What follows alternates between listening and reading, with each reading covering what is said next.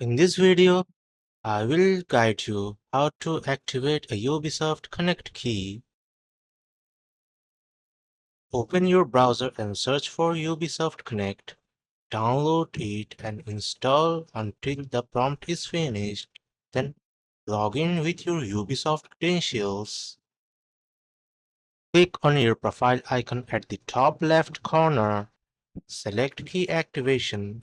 Enter your game key. Click Activate to add the game to your account. If you need to locate an already activated key, go to Library in Ubisoft Connect, find the game and click the three dots. Select Properties, then select Display Keys. On Steam, open Steam and go to Library. Right-click the game and select Manage, then select CD keys. Here I am using GTA 5 as an example. Copy the key and paste it into Ubisoft Connect's key activation. That's it. Your game is now activated. If this helped, like, share, and subscribe.